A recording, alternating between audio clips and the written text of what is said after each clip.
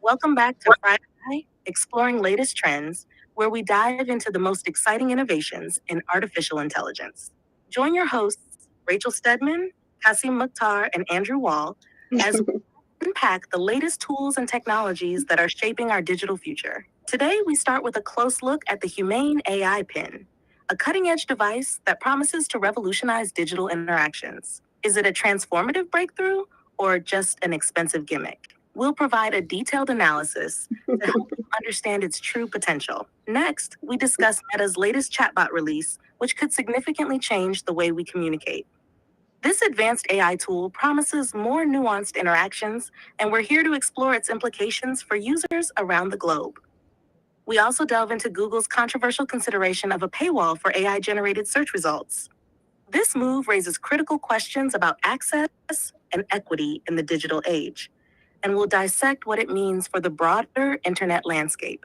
Don't miss our exploration of underutilized AI features in Windows 11. We'll show you how these capabilities can significantly enhance your tech experience, offering practical tips for leveraging these tools. Lastly, we cover a groundbreaking move in governance. A congressman who's gone back to school to learn about AI, setting an important precedent for other lawmakers. This step underlines the growing need for AI literacy in crafting informed policies. So without further ado, let's dive into these topics and more. Join Rachel, Kasim, and Andrew as we navigate the ever-evolving world of AI on Friday, Exploring Latest Trends. Together, let's explore what's new and what's next in the realm of AI. Welcome back, everyone. Lots to talk about. Everything from, we've got policymakers going back to school to learn about AI, which I think is a good first step, is going back to school the right way. We'll talk about that later. Also, really excited to share with you guys some probably underutilized features in Windows and that most people really underutilize the technology that they have. So we'll talk about that. But before we do, let's talk about all the, shiny, glittery, distracting tech that is easy to get excited about. But as Marquez Brownlee showed us with his reviews, which really seem to be trending around the Humane AI Pin, is not all this new tech is all it's cracked up to be. So maybe what we should start, Kasim, do you mind telling everyone for those who don't know, who haven't been seeing his reviews online, what the Humane AI Pin is, and why this has become such a big buzz on the internet this last couple of weeks? Sure, 100%. So basically, we talked about this a lot of episodes before, where what hardware applications could be of all the LLMs that we're getting right now, right? And the Humane AI Pin is one of those examples. For anyone who doesn't know what that is, it's like a small squarish type pin which you can attach to your shirt or whatever you're wearing through magnets. It has a nice build quality. And what it basically does, it's a standalone device on its own. It doesn't connect with your cell phone or anything. It has like a cell phone. It has a cellular connection in it. Its own plan. And yeah, it's its own plan and everything. And it's basically supposed to be your own AI assistant, which helps you in your day-to-day life.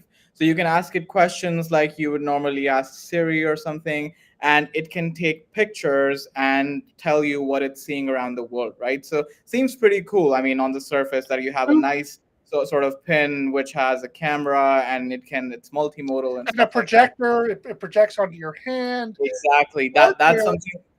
Hardware in this tool is impressive, right? It's got a camera, it's got a projector, it's got a good microphone. And so, by the way, the build quality comes out of former Apple employees who went over to build. And we're talking 6 years into development, millions and millions of dollars to build this. And the hardware is the one impressive part of this. For sure. The problem is that what it aspires to be as far as our AI assistant, where you could literally be walking through downtown and see a store and say, hey, tell me the reviews of this restaurant. What kind of food do they have? What are their prices? And it aspires to give you all that information. It aspires to be a live translator. But I guess it misses the mark, doesn't it?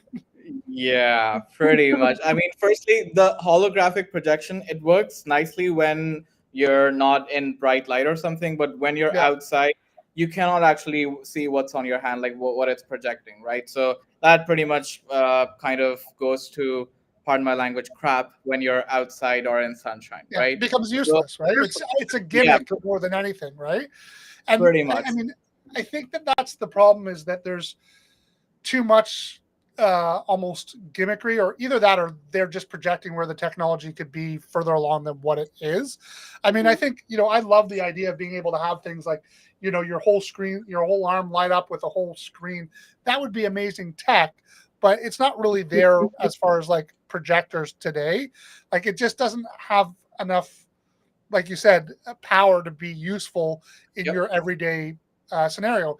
And there were some hardware issues like batteries overheating as well, right? Yep. Which is probably something that they will solve in the very near future. But I think the fundamental issue, the real core of why this is not effective, are some of the core problems that we have with AI in general right now. First of Yep. all, hallucinations, which is a big problem, Oh, yeah. and it was really wildly inaccurate, and sometimes just completely hallucinating, making up restaurants, not using the right information. He'd say, hey, where am I? And it would give him a completely wrong location. He thought he'd take a picture of a bridge or standing in front of a bridge. What bridge is this? And he would tell him with 100% confidence, you're standing in front of the Triborough Bridge, when in fact it was the Brooklyn Bridge, right? And it was just completely inaccurate. And then to top it all off, it was slow, Oh, right? yeah. And what you've got, and this is a fundamental issue that you've got with any hardware technology that is going to leverage a cloud-based GPT or AI, is that it's got to go back and forth to the internet, which is going to create latency and delays, which makes it potentially functionally unusable. So I know there's some talk about, is there a solution where you have the AI natively on the hardware to improve efficiency? Also, Apple's M4 chip with the AI chip is starting to roll out now. Will we be able to get the response times and the speed out of the hardware to make it viably useful? Maybe, but where we're at today, it doesn't look like any of this hardware is worth more than a paperweight. I mean, I would give it more credit, but the price, though. Have you guys checked out the price? Well, using this? $700 US plus 24 a month. Sorry, Rachel, what are you trying to say? We keep cutting you off. Yeah, I'm like, who's even using this? Like, I'm besides, Andrew and Kasim, I'm like, who would, like, it can't replace the phone. So that means I'm going to still have to have my phone for everything. And of course, I'm always big on the privacy. So am I going to be talking to it out in public, in a public space? Is it going to tell me the information in a public space? Where's the privacy? I already hate when I'm in a public space and, it's like you're calling maybe your cell phone provider and it wants you to speak your information. And it's like, well, I don't want to be yelling my name, my number, so I'm just like, from the privacy standpoint. And then I'm just like, it's not replacing anything. And, I'm just kind of concerned, what additional enhancements is it really providing that regular cell phones are not going to come in and be able to do, right? If I'm on a bridge and I want to figure out what bridge I am, my GPS, where I'm located, it's like, yeah, there's better ways to do it. Plus, not to mention, 100% of all the functionality, with the exception of projecting all to the pin, is available with ChatGPT. Right? I can take a picture with my phone, upload the picture, and say, "Where am I?" Yeah. Right? I can talk to it like out loud if I want to talk to it out loud, and I'm using the device I already have. I don't have to pay $24 a month for an ongoing subscription to a second device, and then I got to worry about carrying that around, making sure that that's charged, and then I've got all the cables and all the crap associated with that. Like, my bag is already full of a lot of gear, sometimes too much. But this doesn't seem to be actually improving our experience. It's Now, not practical. This isn't. sorry, don't mind the fire engines. But now on the flip side of that, and this somewhat transitions us over to the discussion about Meta. But the Meta glasses, and everyone, well, not everyone, a lot of people know I got those glasses, You. yeah, pretty early. Champion. And as my sisters would call them, the creeper glasses. And I know, and I've gotten to issues. People don't like them because the hidden cameras built into them, so to speak. But now you have Meta's AI built into those, and that is a much more subtle sound because it's coming off the frames of the glasses into your ear. It's not being projected out to the entire room. And it's it's there. It's something I'm already using for something that's going to be function, which is to record videos and to use it for other purposes. So I can see, I can still see wearables and I can see hardware having a place in the market. And maybe one day when projectors get to the quality where you could be outside and it be usable, that concept might fly. But I think it's just almost too early, if anything. I think like technology, it gets cheaper over time. And right now, I think there's no cost efficient solution to actually build something where you can run AI capabilities on device instead of using the cloud, right? And to be honest with you, I would have given the Humane AI Pin much more credit if it was like $100 with like a $5 a month subscription or something. I would be like, okay, it's a fun toy, it's a fun, cool tool to have. Yeah. You can buy it, you can play around with it. But $700, I can get a new cell phone which can do everything the Humane AI Pin can do and way more, right? Yeah. So it doesn't make a lot of sense in terms of the price point as well. But it's interesting you mentioned the Meta glasses, Andrew, because pretty recently, and I have some thoughts on it, I know Rachel has some thoughts on it as well, is that Meta, Facebook, introduced their new chatbot into WhatsApp and Instagram, right? So I played around with it. I'll give you my initial 2 cents on it, and you guys can tell me what you think about it. I think it's interesting. I mean, I was one of those people. I was like, I'm hooked on ChatGPT. I'm not gonna. Oh wait, this is doing something. I don't know why it's celebrating.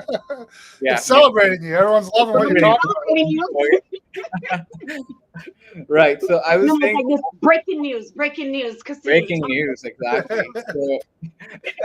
So I was one of those people. I thought ChatGPT, I'm hooked. Nothing can ever get me off of it. This is great. This is awesome. We use GPT-4. We're big fans here.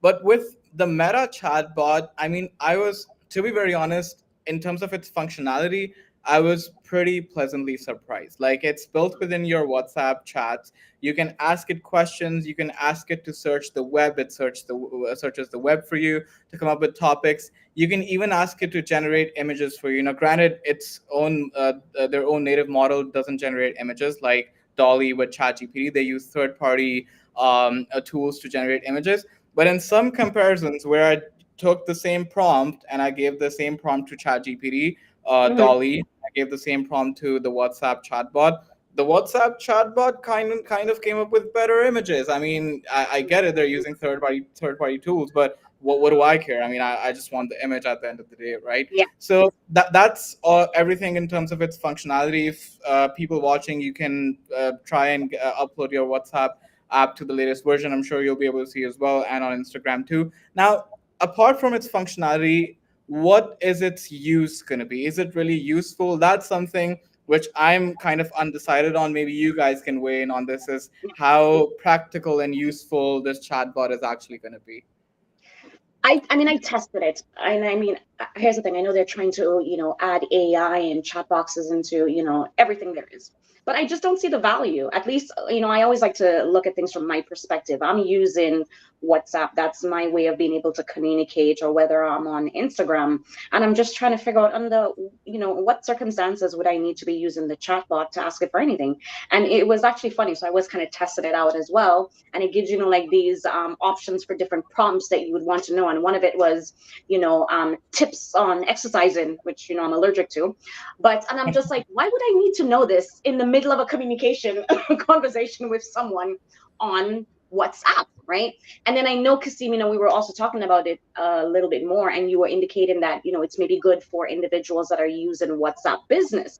Now, Yep. there is where I can see that there's a bit of a value, because I'm like, okay, I don't see the value for me, but then for a business that's using WhatsApp business, which, it's not very common for the use of WhatsApp business here in North America, as much as it might be in other parts of the world. So then it made me think, okay, so just because it's new doesn't mean it applies to everybody. So then in that respect, I can maybe see a bit of a value for businesses to be able to have access to information. And I mean, you can forward the information, etc., within the chat. So I was like, it made me second guess, okay, what the value of having this is within WhatsApp. So Right. here's my take on it. I guess there's a couple of different things. I have a couple different takes on this. So first of all, we got to talk about the Meta LLM and how it compares to the OpenAI LLM, or large language model.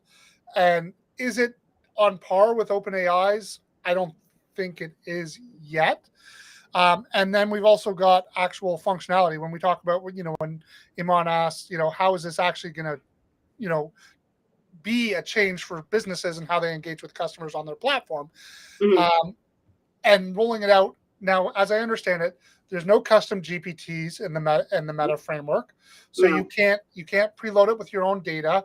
So you don't really have a customized business agent. Number one, and number two, there are already tools out there that you can build a WhatsApp messenger that uses OpenAI, that uses your custom GPTs, that uses tools like Chatbase to be able to have your customized. And I think there is, that's, unfortunately, we're into this world now, and we all know it, where the first line of defense by almost all businesses, small and large now, is a chatbot of some sort. And hopefully it's a good chatbot. And so I don't know if it's going to be changing the nature, because it's already happening. It's making it more available to more businesses.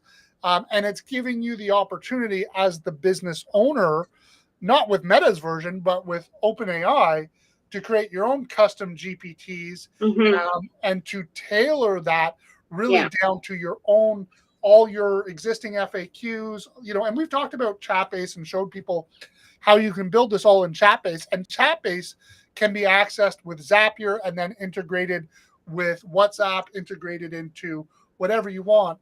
And I think that unfortunately, or it's an opportunity for businesses to hopefully do it right.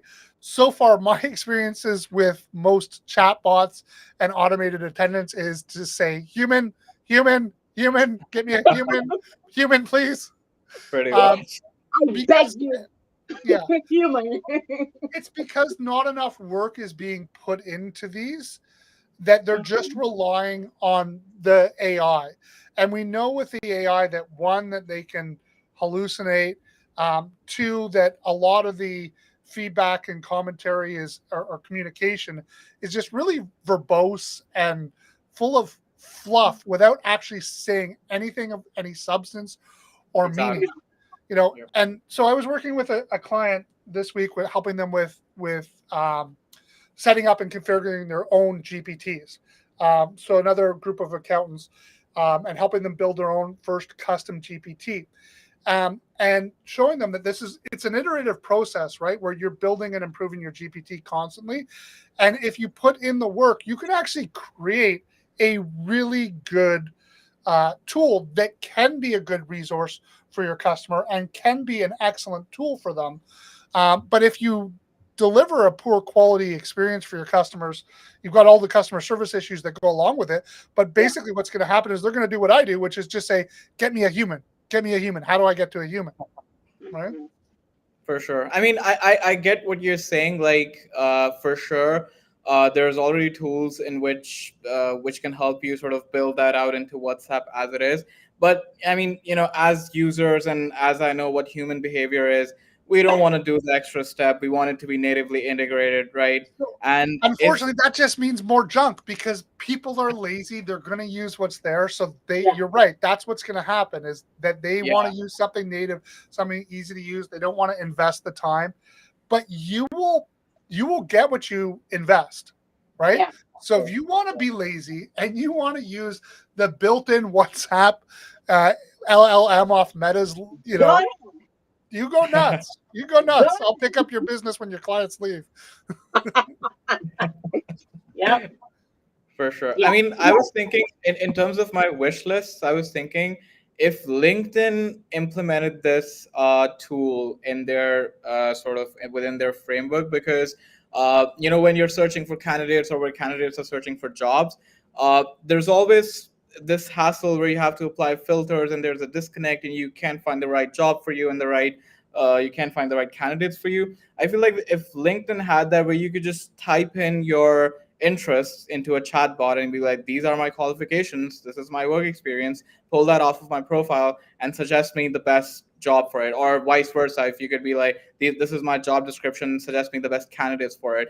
I mean, I think that could be maybe an interesting application, but again, I mean, and this might seem far off, but to be honest, with the way every company and every platform is implementing AI into their framework, like some AI application, I don't Mhm. think it'll be it'll be long before we see an AI implementation of pretty much like even Mastercard is doing something with AI as we discussed in the last episode, right? So yeah, I mean, there's pros and cons, and with WhatsApp, if they can drastically and dramatically improve their LLM called Llama, I think it's called, and take it to the level of GPT-4, then it could have some serious competition, right? So yeah, that's sort of my take on it. And I do hope, like, I want there to be more competition. I don't want it to just us be Yeah, reliant on only one platform.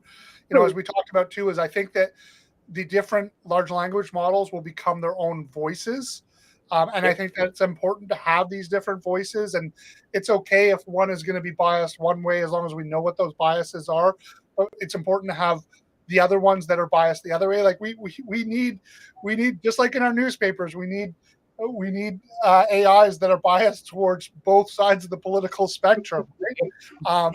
And knowing and understanding what that is. So we need to see other large language models being invested in and growing. And Meta, obviously, with their budgets, has the biggest potential, I think. Well, I guess Google really, and I guess this comes down to who do we think the big large language models of? Like we can envision this dystopian future with these, large language models governing over all humans. Who are they going to be? They're going to be OpenAI. They're going to be Facebook. They're going to be Google. I mean, we had some questions as to whether Apple's going to be up there, but it's going to be these tech giants, right? I Yeah. mean, I mean, with Facebook, to be honest, Facebook has taken like a very dramatic leap because just a few years ago, with Meta, like Facebook naming Facebook to Meta with Metaverse and everything, Mark Zuckerberg's entire vision was AR and VR, right? You could pretty much see like with his, he didn't care about Facebook anymore. He knew that he had cashed that cow. He he was moving watched on. Wally. Yeah, exactly. So I mean, he was looking for the next big thing, and he thought that was going to be VR and AR. That's why they acquired Quest, and they have these all they have these VR sets now. But with with how fast OpenAI grew, and with how quickly it took over the market, I think now even Facebook realizes that the next big thing is AI and LLMs because people are gravitating more towards it, right? It's more accessible. I mean, you could get a VR set, you could play around with it like 2 or 3 times, but then you just put it away, right? Yeah. And I know, Andrew, you tried some meetings with clients in the metaverse and that didn't work out, kind of failed, right? So, I mean, I am hopeful that with this new trend and considering the billions of dollars of resources that Facebook has, OpenAI and possibly Facebook will be up there. Now, Google, it's kind of a balance because if Sundar Pichai stays on, I think Google will not be there. That's just me. Mhm. That's just my take. But yeah, if someone more, someone who's someone who understands the risks but figures out policies to mitigate them quickly. I think that would be someone that would be the person who could get Google to the level where OpenAI is and Facebook potentially could be. Right. Yeah, they've also got so much money banked on it that I think that they're going to be there. How close they are in that ranking, who knows? It might be like a very distant first leader and second and third trailing very, very far behind. I do tend to think like I mean, the one thing is, and while we played around with VR, and I think what the Humane Pin shows us is where there's an opportunity is in AR. So not virtual reality, but in augmented reality. I And so agree. what I envision and that we will one day have is we're going to have the Meta glasses, but they're going to be back like it's a combination of Meta Glass and Google Glass. So like Google Glass, that concept of being able to project. So when I'm walking around with my glasses all day long, which I need anyways, now they're going to have a camera built into them. They're going to have a microphone built into them. They're going to have the speaker built into them, and they're going to be able to project onto the lens so that I can see the stuff that Rachel, you don't want others to be able to see. I can see it on my glass. Other people can't see it. I've got a screen here when I need it, right in the glasses I'm already wearing. I've got a camera to be able to access and pull in information into this system, and it's using voice to be able to communicate. And I think that the one thing about AI and the LLMs is what they're demonstrating to us right now is that we're going to be able to communicate with these large language models very natively by just talking to them. That's what the main AI pin is showing us. Yes, there's a latency and there's a delay, but we also know it is definitely possible to be able to have enough storage that you can have an LLM stored locally on your device. I mean, or maybe we're just going to have to rely so much on having enough 5G technology to be able to have low latency communication. But one of the things I saw on one of the prepping channels that I watch was this guy who built his own LLM and AI chatbot on a laptop that and he built it for like $500 or something like that. So Wow. it's if the disaster hits, he's got the internet with an AI on a computer ready to go. Okay. And so if we can build that for $500, it is not long before we have that natively built into our glasses. Yeah. Right? Pretty much. I mean, with the new Samsung phone, I think the new Snapdragon chip that they have, it already supports some AI capabilities on device, right? So they don't need to connect to the cloud, and that's one of the things where the new Samsung phone was kind of all about AI. But yeah, it's already in place. It's already happening. People will, I think, rely on companies like Qualcomm to make these microcomputers and these chips which will have these capabilities. And with a very small size, considering the Snapdragon chips that I have, and maybe it could get even smaller, you could fit it on a very small, even finicky device like glasses or something. So yeah, that's not far off. Yeah. Now, what about cost for all this technology, though? Right, that's the next question. You've got Google here already talking about adding paywalls in front of AI-generated search results. I am not a fan. Not I'm not surprised. Do it. I don't look at them anyways. Add the paywall. I think of it as, okay, first of all, you violate my privacy. You steal all of my information, okay? And then you take it away, and then you go and package this information behind the scenes, and then you're trying to serve it up to me and say, by the way, you got to pay for it. I'm not a fan. I really and truly am not a fan. And the other thing as well is like, when we think about, we were talking about in the past, all the biases, right? So I just think about it. So now I'm paying for you to give me all of your biases. Like, I am not a fan. I don't know, no matter which way I look at it, I'm just like, why? Let me flip it around for you. It's already happening today with paid advertising. It's just it's the supplier that pays, not the consumer. And I mean, Kasim, what's the intent here? Is the intent here that the consumer pays? Because if that's their intent, I don't think it's ever going to happen. People aren't willing to pay for that when they've already got the capability of doing all that kind of search with other like Bing or other tools already. Yeah. So why would they pay? No consumer is going to pay for that. But where I do think you're going to get people paying Is is on the business in side. the advertisers and the suppliers, Yeah. right? And they're already doing it, but and we're kvetching and complaining about the fact that we don't have access to all the Apple iOS data we used to have to be able to highly target and connect with who are the right customers. Exactly. So Yeah. if Google's going to say to me, I'm going to give you an AI tool that's going to allow you to connect with your exact target market, I'm going to pay it. Right? I mean, to be honest, okay, let me preface this by saying Google hasn't done it yet. There's internal discussions that are going on, right? I mean, and like I said, with Sundar Pichai, the company doesn't have a very bright future in AI if they're considering policies like these, which is Really adding cool like pay. this guy. Yeah, I mean, I used to like the guy, but ever since, because I had very high hopes for Google in terms of their AI development, but considering everything they've been doing behind the scenes and they've been showcasing snippets of that, I had Right. very high hopes from Google, right? But all my hopes and dreams were shattered. But thankfully, ChatGPT picked up the pieces and I was consoled. Hope But and dreams. Wow. That's deep. yeah, That's really deep. pretty much. But here's my thing, right? I mean, users would definitely not pay for it because when I'm going to Google to search something, I don't want the AI results. I actually want to be able to look at the article. That's why I'm going to Google in the first place. If I wanted the AI generated results, I would have gone to ChatGPT or the Bing chat or whatever it is, right? So, Mhm, number mhm. one, that's not a good idea.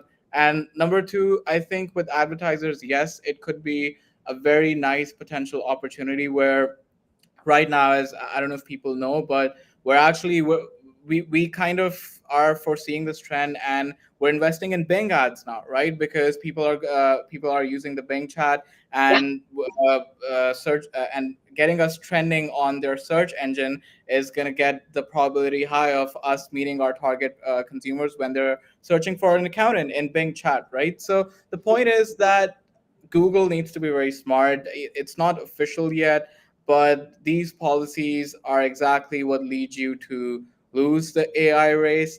And yeah, it's actually interestingly the interesting fact. This is one of the first times Google has put one of its core products, considering putting one of its core products, which is search, behind a paywall. So clearly something is not going right internally, right? So yeah, I don't know. Not a lot of high hopes from Google, but hopefully they'll be able to pull something out of the hat. Yeah, I mean, I cannot fathom them moving forward with this as a strategy. Amon asked the question like, what impact would this have on their market share and their user base, considering the availability of the free alternatives, right? Like, it is, yeah, bye bye, see you later. And the thing is, like you said, is we are already seeing people shifting over to more Bing usage because of their integration with OpenAI, Yeah. right? So we're already seeing that. Not to mention, what we're seeing is like native search now being done not even in either of these browsers, Exactly. OpenAI itself, and quite frankly, in any application that you're in, like the concept of requiring a browser to do search will cease to exist in a matter of time, because if Yep. while you're in Word, you'll be able to look it up in Word. Well, now you got it in WhatsApp. You got like all this search That's functionality true. is built Yeah. into the AIs. So the concept of a search engine needs to be completely rethunk, in my opinion. Like, Yep. you've got a limited time frame for when people are going to continue to search using the methods that we have seen in the past, Yeah. right? Yep. It's going to come down to now, in if we get to that point of having AR where something like the pin or the Meta glasses allow you to click a button and say, hey, find me where I can find this shirt for cheaper. Find me where I can find, like, where's the closest Italian restaurant? That's the type of searches that we're going to have to be thinking about in the future, where I think it's going to be a lot more geolocation based, right? Like finding things close to people, using references like, hey, look up this existing place, this image based search. So I think search is going to fundamentally change. And I think putting a paywall on any of that is disastrous for a company that's built its business off of search. Yes, it's Yep. bonkers for sure. You can put a paywall if the product is good, like with ChatGPT. They Well, have a also free no, version. I don't think you can put the paywall there on the consumer side. Period. Full stop.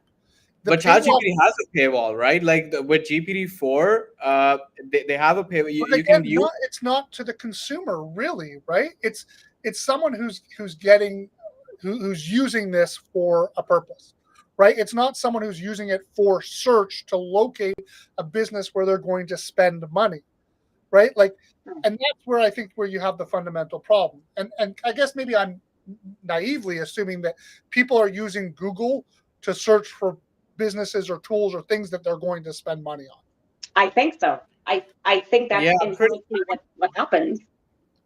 yeah. 100%. Like the entire ChatGPT has a very nice business model where if Google kind of followed that, then they might have found similar success. Because what ChatGPT's business model was, they introduced the chatbot. It was for free. Everyone was using it. They got people hooked on it, right? Yeah. Now they have two versions, which is GPT 3.5 and GPT 4.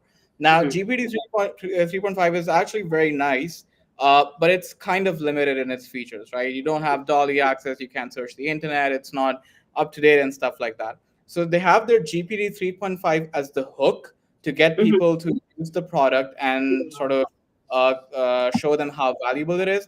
And then Mhm. once you find the value, you move on towards the paid version and you pay for it and you're happy with it.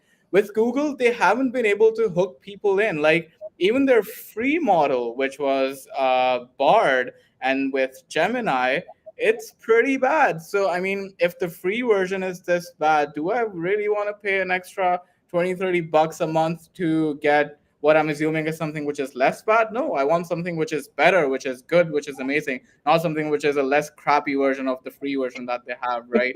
So, yeah, I mean, And definitely, I think, yeah.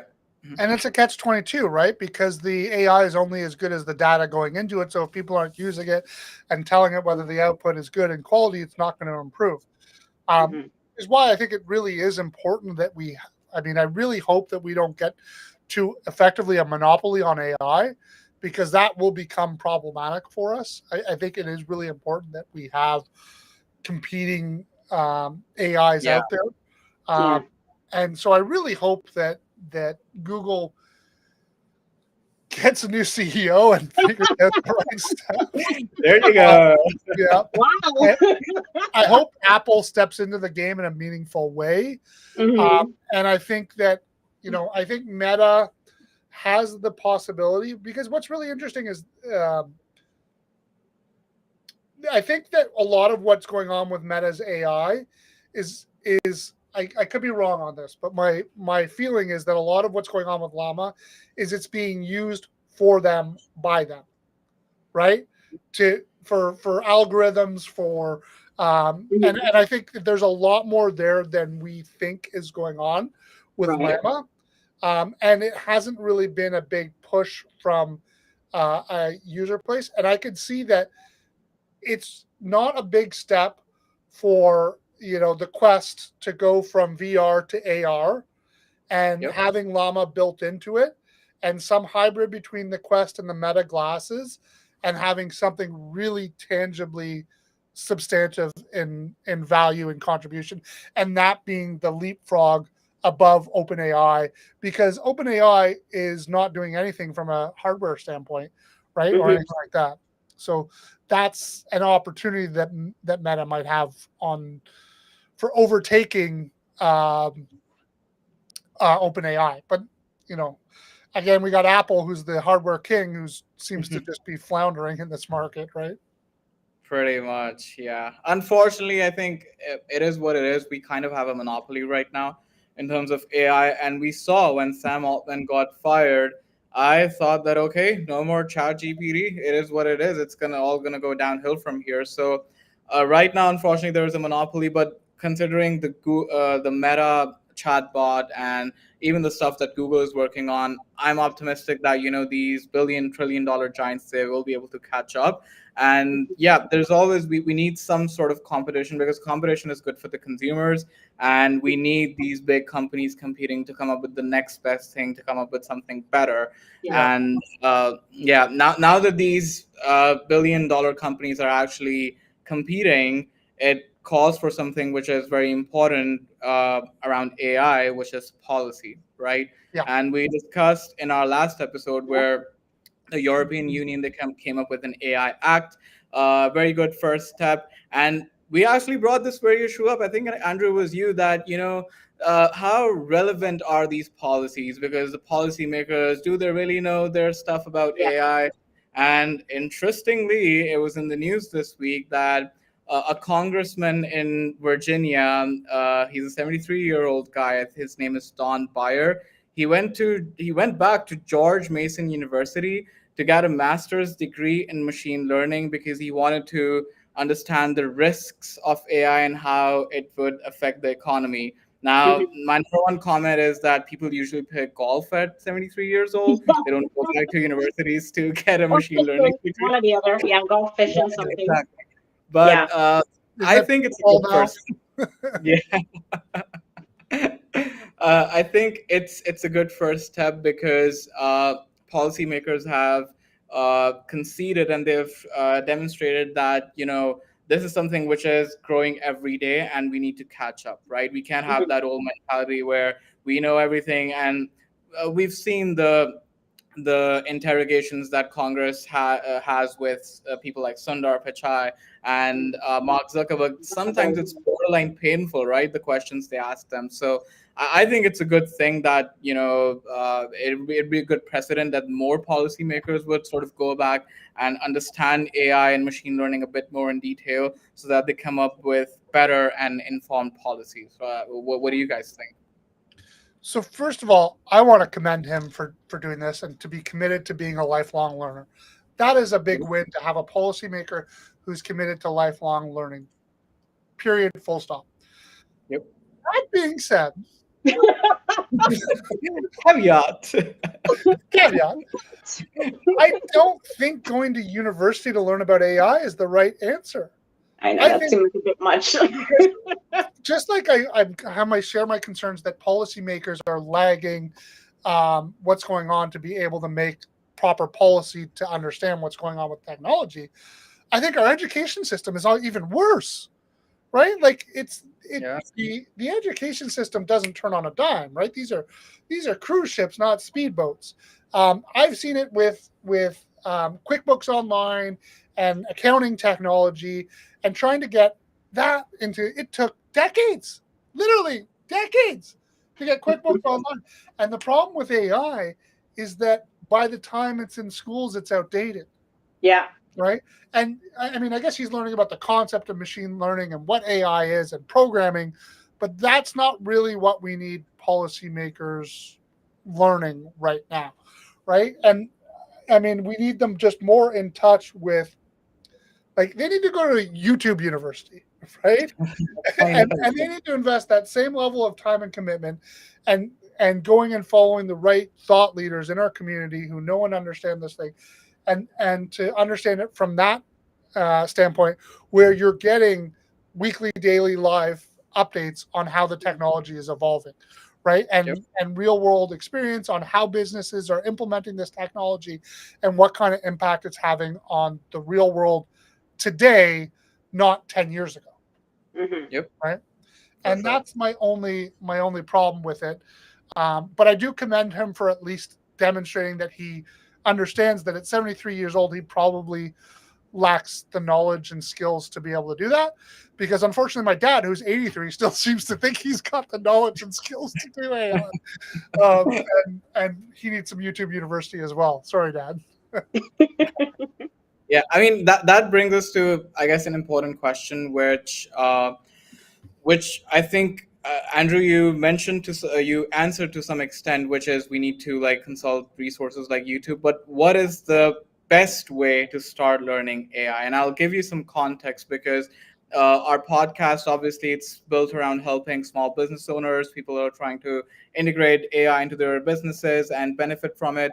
So let's suppose that I'm a small business owner and I want to dive into the world of AI and start learning what is the best way to start and how should I proceed ahead? What should be the trajectory? So, and here's one of the things too is, well, I talk about the YouTube University and learning from online, and these micro courses. These are well and good, but I think the hardest part here is discerning who you should actually listen to, True. because there are way too many Yeah. people with their hand out offering courses, telling you they're experts, offering advice when really they don't know any more than Then you. you do. Yeah. Um, Yeah. and so this is why, like, and I really think, if someone's trying to sell you a course, be skeptical. Um, look to consume as much free information as you can around the subject. Yeah. Find people who are knowledgeable and putting out content on YouTube. And what I'm a big fan of is leveraging the AI to learn, right? Like, you can build your own courses on anything that you want to learn about using AI, and have it start to teach you and help you learn more about it and recommend resources. And then, of course, what I would say is, I do think YouTube is one of the best universities in the world, really. Really? I mean, in my I opinion, agree. because I, the I, I quality of second. content and information that is publicly available, unfortunately, it is full of great content as well as terrible Yeah. content, right? Mhm. And it takes time to weed through and find out where the good content is and where it's not. Yeah. But if you're willing to invest the time to learn about this, it Mhm. won't take you very long to learn who are the people who are basically spilling a bunch of content and then pushing you over to a paid course, versus Mhm. people who are really giving you like meaningful, helpful, useful tips and advice, who also happen to have a course if you want to go deeper, right? Mhm. Like, don't buy a course from anyone who hasn't actually taught you something useful for free. Yeah. Like, Yeah. that's Exactly. the way I'd approach it. If you haven't learned something useful from this business owner for free, do not pay for their course. Don't. It's funny Because because odds are you're going to pay for their course and still not learn anything. I was gonna say, I actually like LinkedIn Learning. I find that they have, granted, okay, you do have to pay for it, but I mean, a lot But of people have LinkedIn you pay for a bulk license, and then you get access. access to everything. I find, yeah, LinkedIn Learning has so much information, and the way that they, they separate the different courses based on, the subjects different. I think it's amazing. I think it's a good starting point to kind of help you and then grow from there. So I am actually I'm a fan of that. And so if a lot of individuals have LinkedIn, even if it's, again, as Andrew's saying, trying for free, get a premium subscription, 30 days free, and they give you the LinkedIn Learning for 30 days, so you can check it out and then see if it's worth your while investing in that. But I've actually found, I've done a couple of courses and I've actually enjoyed it from there.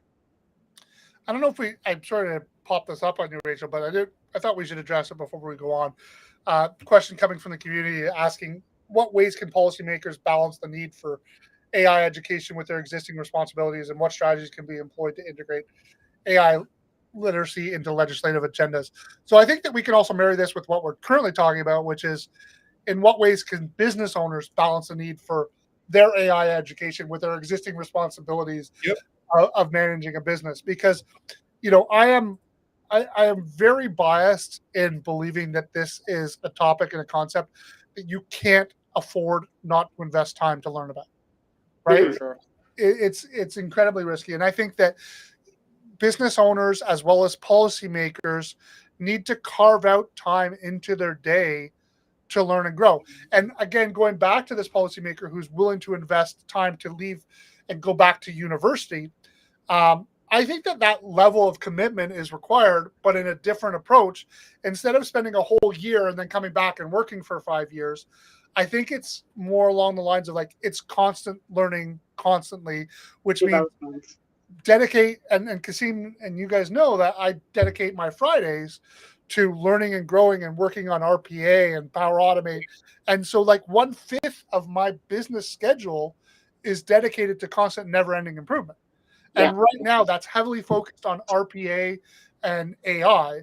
And I think every business owner and every legislator should be doing that. And I think that what should be built into our policymakers requirements as far as their job is like they should need to have to consume a certain amount of YouTube content every week, right? Like I'd love to see that be a requirement, or like either a combination of books. Like there should be a requirement that you have to be constantly learning, and that you're spending at least one day of your week as a policymaker learning about whatever policies that you're professional development. Many businesses, I mean, many professions, accountants, lawyers, doctors, etc. There's a professional I can tell you that the required PD is inadequate, insufficient, even as an accountant with an industry that requires PD.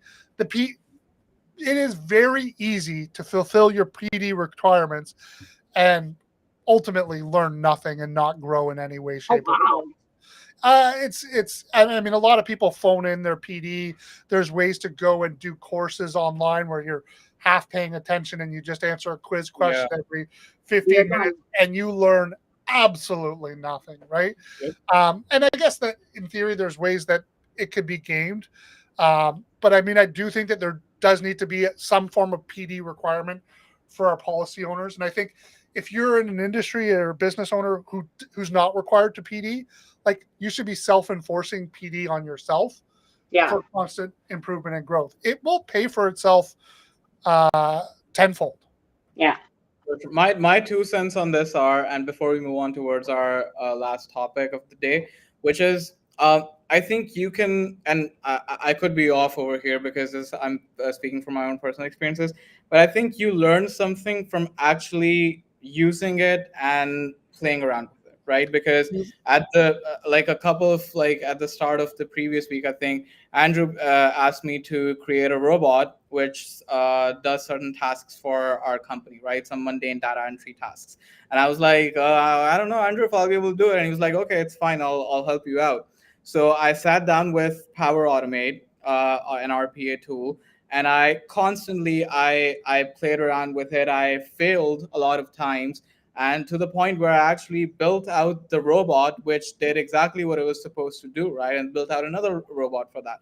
So I think with AI and with you built 4 robots in 1 week, did you not? Yeah, exactly. In his first week of coding, people. Wow. Yes.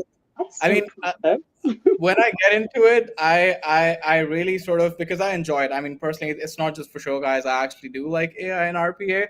But the thing is that when I think playing around with it and using it, it really helps you understand it. Yeah, you definitely fail. And once you fail, you learn from your mistakes and you move on and you never do it again. And I think with AI, it's similar, where you have to constantly use as many AI tools as you can to understand the risks, understand its benefits, understand its pros and cons and stuff like that. And then and only then, once you've actually played around with the thing, you can understand how good it is or how bad it is or how to mitigate the bad things and stuff like that. So that's Absolutely. a very important. Yeah. Everyone in this world can understand the difference between real world experience and book experience. Like it's a perfect example, like hiring someone at a university with an accounting degree versus someone who has 2 years of experience in an accounting firm. I will take someone with 2 years of an accounting firm experience who never went to school over someone who has 10 years of school knowledge every day. For sure. That's so true. Yeah. But again, getting into the real world, because we only have like 7 minutes left, 6.5. Let's talk about the underutilized features of Microsoft, because I think that this is a really great session, and we almost should have started with it first. We always get too carried away with our content, because I think that, and you guys have heard me say this over and over again, that people don't get the value out of the applications that they're already paying for. Most of you are probably Microsoft camps like we are, and so we just thought we would at least share with you some key takeaways of some features and functionality that are built into the tool you have at your fingerprints that you may not even realize that you can have and use for free. Well, not free, but for what you're already paying for. So Kasim, like, where did you want to start? Do you want to start with their paint and the paint application, which has got some big improvements since the old like bitmap tool it used to be, right? Yeah, exactly. I mean, when I was able, so in Canva, I don't know if anyone of our viewers uses Canva, but what you can basically do is you can remove backgrounds, right? And this is such a big feature where we do webinars, we get headshots of our guests and stuff like that. I want to be able to remove the background with Canva. It's a click of a button, you can do that. But now in Paint, that's also possible. You can take any picture with a clear subject in the foreground, and you can remove the background off of the picture, right? Yeah. That's, I think, a very, very cool feature. You can also add in background blur if you're into that. One feature which is not in Paint, it's actually in the snipping tool of Windows 11. The OCR. Yeah, I really like it a lot, Yeah. the OCR, because before you could just like take a screenshot and that's it. Now, like Apple, pretty much you can take a screenshot and copy any text off of it, and that is so useful. I would highly recommend anyone who's watching to try that out, because it has made my life a lot easier. I know that for sure, right? Yeah, and there's like a ton of other tools which Microsoft Copilot is actually coming next year for individuals, and I don't know if it's available For for the businesses or not. 365, right? For the Yeah, but for the non-business version of 365, yeah, right? if it could integrate, if Copilot could integrate with our emails and our Teams messages and our Word documents and our PowerPoint presentations, I think that would be a game changer in productivity. I Yeah. mean, you can reference anything from anywhere and get whatever it is that you want, as opposed to right now, what we do is like search for documents or scroll for it or search for it in the emails and stuff like that. I think that could be pretty powerful. Yeah, Yeah. I don't know what you. Yeah, but that's, I think it's really cool.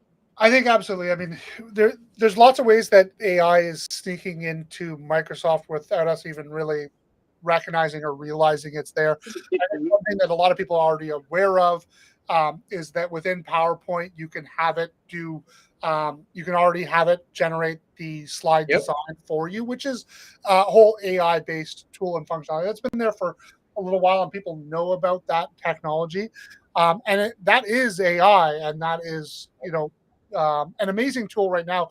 It's so quick and so easy to be able to develop slide decks now. Thanks to that, you don't really have to have any graphical skills whatsoever, right? It's amazing, and I think that this because I don't think a lot of people use Paint because Paint was such a terrible tool for so long that no one really knew.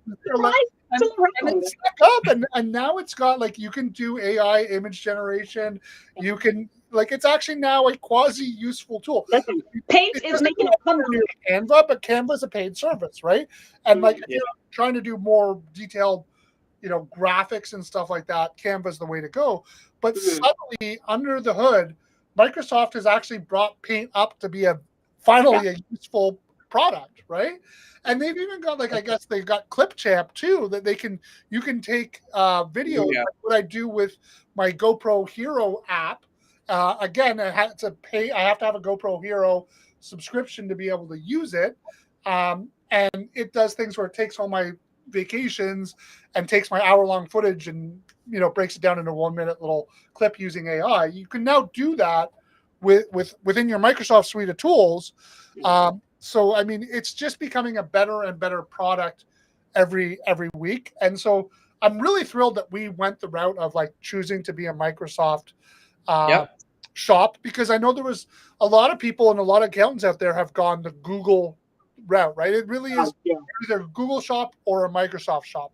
And I have definitely aligned myself with Microsoft, definitely aligned myself with Intuit. Not that I have anything against Google or I have anything against Xero or these other players, but I've sort of looked at this as I want to skate to where the puck is going, and looking at where Microsoft is going, the amount of money that's put into development, the partnership that they have with OpenAI. We know that these tools are only going to get better and better with time. And I know, again, I've said over and over again, we use such a small portion of the tools and functionality that are already built into the applications that we have today. And that's why we're on a mission within our own firm is hey, if this can be done within the Microsoft suite, why aren't we doing it? Like, what's holding us back from using the Microsoft suite as opposed to doing this in Zoom, right? Or doing this in Canva, or doing this in whatever the competitive choice might be. Now, we're not ready to go Microsoft Dynamics yet, as far as an accounting application, but we're also not an enterprise organization. So I guess, who knows? Maybe we'll evolve there. Maybe they'll create a small business platform for Microsoft Dynamics down the road as well. Yeah. A lot of Microsoft tools are making a comeback because of their AI features and implementations, right? Yeah. Like Paint, it's not Who would have 99. thought Paint would be a useful application? Exactly. I'm fundamentally shocked by that. Exactly. But Bing as well, I mean, it's pretty exciting to Yeah. see. Bing, I mean, although I think that Bing is making a bit more of a comeback, but I'm a firm believer that browsers do not have a long shelf life. I think the way we search is going to change.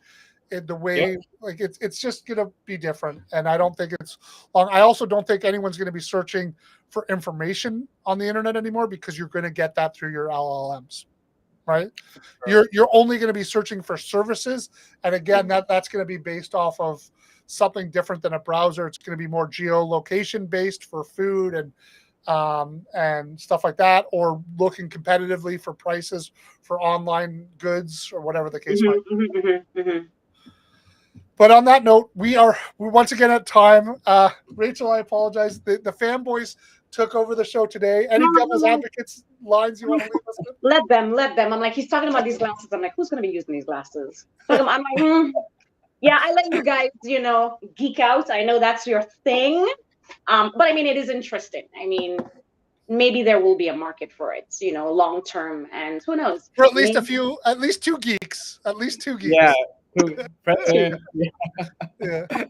Okay. Well, until the next episode, I hope you guys stay passionate about AI, and we'll be back soon with more great content. So stay tuned and like, share, and repost, please. Thank you.